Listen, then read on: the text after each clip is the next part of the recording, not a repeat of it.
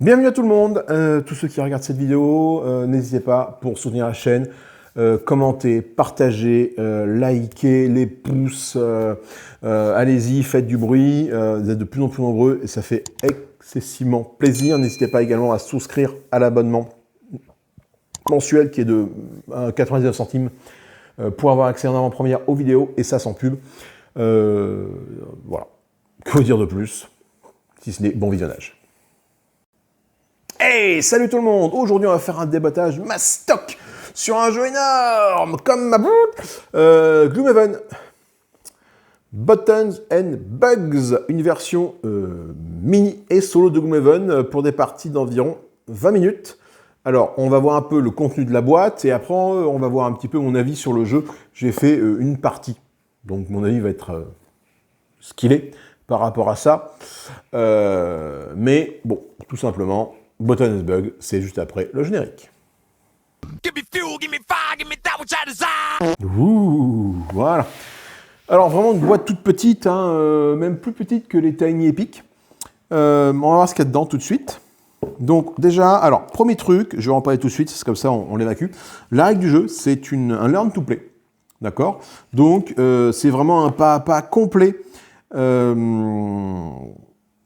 Un pas à pas complet pour démarrer Gloomhaven Buttons and Bugs. Alors, je vous dis tout de suite, ceux qui sont habitués à Gloomhaven et ou au Mâchoire du Lion, vous ne serez pas du tout dépaysés. Hein, voilà. Comme c'est un jeu solo, des mécaniques disparaissent, d'autres apparaissent, les cartes, c'est le même principe. Par contre, elles sont plus petites, elles sont recto-verso, bref, voilà, il y a différentes choses à mettre en place et à comprendre, mais globalement, c'est la même chose. Par contre, voilà, donc là, vous avez tout le déroulé du premier scénario, c'est ce que j'ai fait. À faire. Par contre, à la fin du jeu, à la fin, là, quand tu arrives ici, voilà, on nous dit quoi? Ben, de continuer à apprendre et à jouer. Mais comment fait-on? Eh bien, en fait, il faut aller télécharger les règles sur le site de l'éditeur. Là, vous n'avez pas toutes les règles du jeu. Donc, moi, je n'ai pas une imprimante me permettant d'imprimer ce format-là. Donc quand je vais imprimer les règles du jeu, qu'est-ce qui va se passer? Je vais imprimer sur du A4 et ça va être plié en 27 morceaux et ça ne passera pas dans la boîte. Voilà. Donc l'aspect transportable du truc est un petit peu limité. C'est un petit peu mon regret sur ce truc-là. Voilà. Alors ce jeu, ce n'est pas à moi, c'est un pote qui a fait le KS, qu'il a reçu, qui m'a prêté pour que je puisse y jouer. Voilà, tout simplement. On va regarder un petit peu le contenu de la boîte. Hop. Tac. Alors. Nous avons quoi? Nous avons une feuille, parce que c'est solo, une feuille d'explication des icônes. Nous avons ici alors des feuilles de bonus, malus, par rapport au dé que l'on va sortir en fonction de position de notre truc. En lançant un dé, si on fait un moins, on aura moins 1, un 0 plus 0, et un plus, on aura plus 1, voilà. Ça correspond à certaines mécaniques de cartes aléatoires de Gloomhaven ou des Mâchoires du Lion, parce que j'ai ça comme référence. Là, des cartes dans lesquelles nous allons mettre les ennemis, me semble-t-il, parce que bon, quand il y a une tête de mort, c'est les ennemis. Ici, nous avons des petits marqueurs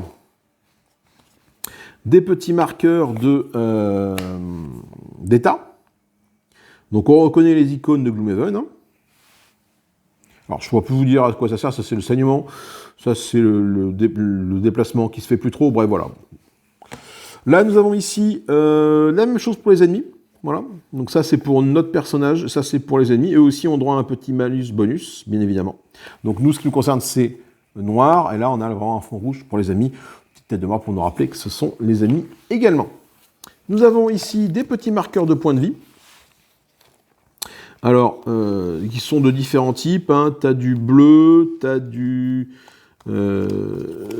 vert, tu as deux verts, un noir, un rouge et un noir, un violet foncé, voilà, qui correspondent aux ennemis en fonction des niveaux des ennemis, 1, 2, voilà, tu as différentes faces, 4, 3, voilà, 3, 4, bon, je ne sais pas à quoi correspond tout ça, et là pour l'instant, on verra. Alors si ça correspond au numéro des ennemis sur la carte, parce que tu peux avoir sur la carte plusieurs ennemis, et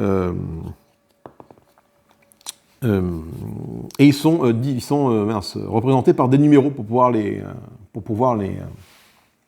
différencier. Ça, c'est notre truc de point de vie à nous. Voilà. Nous avons ici les personnages. Donc nous avons le Spell Wizard qui est ici. Weaver, Spell Weaver. Alors avec du coup avec sa complexité et ses cartes qui sont des cartes de compétences. Nous avons le Tinkerer qui est ici. Nous avons le Mind Thief, le voleur d'esprit, le vol d'esprit, je pense que ça se dit. Nous avons le Silent Knife qui est ici. Le Crackert. Et le Bruiser. On nous recommande de commencer la partie avec ce personnage-là. Voilà. Et tout va se baser avec cette carte-là. Ce que vous avez ici, les cartes de défaut, vous allez mettre là. Les cartes perdues, vous allez mettre ici. Les cartes actives en haut et les cartes d'items en bas. Voilà. Et après, voilà, tout ça là, c'est le deck de scénario. Donc tu vas commencer à lire un deck de scénario, le retourner, regarder un peu ce qui se passe. Et après, bah, tu vois là, j'en parlais tout à l'heure ici, là nous avons l'ennemi 1 qui est là, avec un marqueur 1, l'ennemi 2 qui est là. Donc tu sais que quand tu vas taper l'ennemi 1, bah, tu vas descendre la roue 1 2 points de vie. Quand tu vas taper l'ennemi 2, tu vas descendre la roue 2 points de vie, avec différents items qui sont ici. Là des pièges, là des obstacles. Là, une fiole, alors je ne sais plus ce que c'est exactement, il faudrait peut-être lire ce qui a marqué, je ne sais plus, peut-être sur sur les livres, mais ça a l'air d'être des obstacles infranchissables. Et là, ce sont des pièges, voilà. Et là, c'est la zone d'entrée. Donc, vous voyez, donc ça, c'est la carte. Donc, tu la mets là, et du coup, tu vas prendre les petits personnages qui sont ici. Voilà, donc les petits personnages sont ici. Donc j'essaie de prendre le bruiser qui est là, voilà, pour vous le montrer. Donc là, il est gros comme mon ongle.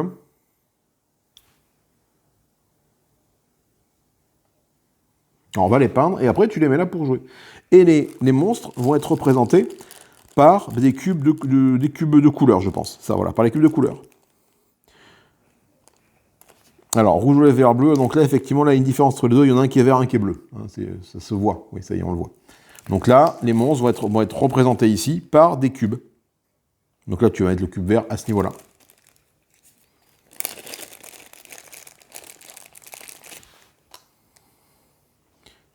Donc moi, quand je me déplace, je me déplace comme ça.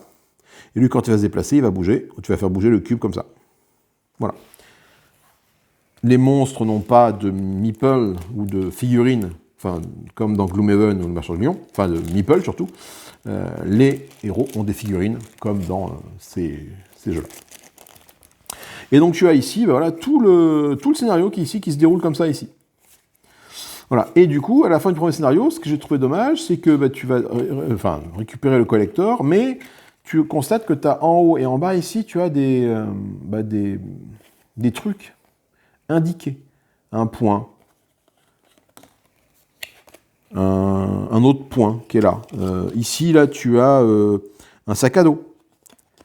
Une besace, là tu as une besace. Et bien en fait, ça, c'est les objets que tu vas pouvoir récupérer. Sauf que dans les règles qui sont ici, jamais on t'en parle. Ce qui est un petit peu dommage du coup par rapport à ça. Et tu dois télécharger le livre de règles pour arriver à ça. Ici, tu vas retrouver du coup les différentes cartes des différents personnages qui sont donc recto verso. On retrouve toujours une partie haute, partie basse, action d'attaque, action de mouvement, et l'initiative en question. Et ça, tu as ça, du coup, pour les différents personnages, tu as les différents decks qui sont ici.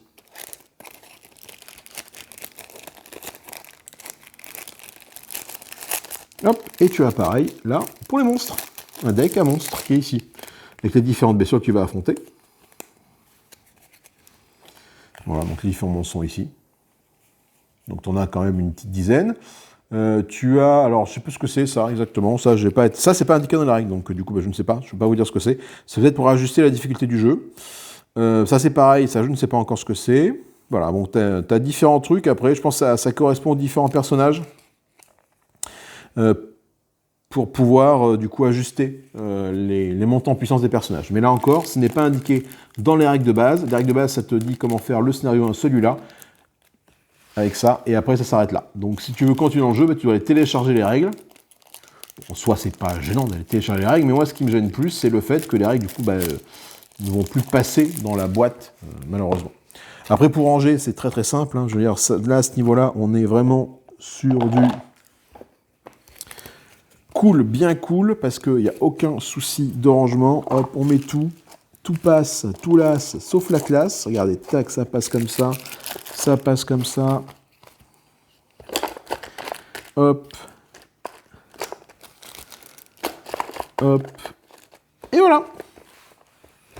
Et après, bah, la règle du jeu, malheureusement, la règle du jeu, quand tu vas imprimer en A4, tu vas le plier 15 fois, et bah, du coup, tu ne pourras pas fermer ta petite boîte. Nous avons des dés, effectivement, pour la partie combat, hein. Mais c'est vrai que j'en ai pas parlé, mais bon, ça n'a pas trop de... Nous avons un dé, voilà, c'est ce dé-là là, qui va nous permettre, du coup, d'influer sur les petites pistes que je vous ai montrées tout à l'heure, le plus, le 0, le moins. Ça va, du coup, te mettre un bonus ou un malus à ton attaque. Comme dans Gloomhaven ou les mâchoires du lion. Voilà, écoutez, que dire de jeu solo? Ça m'a freiné le fait de devoir télécharger la notice. J'étais bien lancé pour me faire une petite session Buttons and Bugs. J'ai fait la première partie, et après j'étais, mais comment je récupère des objets? Comment ça marche, le reste? Et là, j'ai vu qu'il fallait télécharger sur le site les règles du jeu. Donc j'ai fait, bah, c'est pas cool. Donc malheureusement, je ne suis pas allé plus loin. Mais je pense que je vais y retourner parce que ça reste quand même un jeu sympa. Alors j'espère qu'il sortira en français parce que c'est un petit jeu solo qui dure à peu près 20 minutes et franchement ça vaut le coup. Ça prend pas beaucoup de place, vraiment. Bon. Tu as toujours des cartes à droite, à gauche à mettre, voilà, entre la plaque du scénario, la plaque de ton personnage, la plaque des ennemis. Ça prend pas beaucoup de place, mais ça finit par encombrer un petit peu quand même pour la taille de la boîte. Mais bon, ça après, hein, c'est un peu normal. Faut quand même qu'il y ait du matos et qu'on puisse jouer avec. Hein. Donc voilà, donc Gloomhaven, Buttons and Bugs, bien sympathique. Ceux qui connaissent Gloomhaven ne seront pas dépaysés. Je ne vous raconte pas l'histoire est racontée dans la première carte de scénario, le petit fluff, pour savoir un peu ce qui se trame. Donc voilà.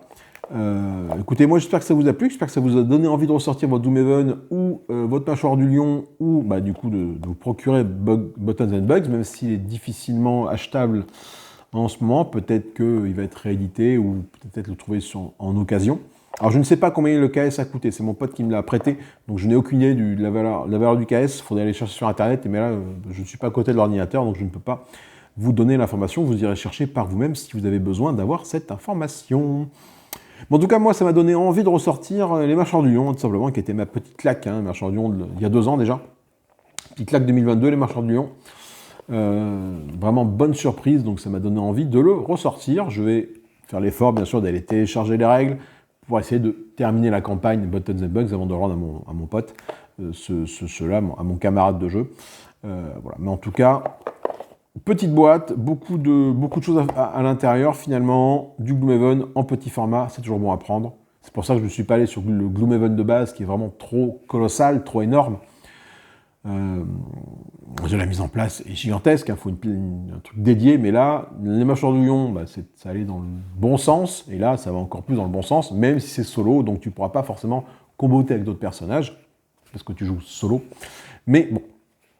Allez, je vous fais des gros bisous, des gros poutous, amusez-vous bien, bonne fin de ce que vous voulez, à partir de quand vous regardez cette vidéo. Moi, je m'envole vers de nouvelles aventures. Des bisous, amusez-vous bien. Salut, bye bye.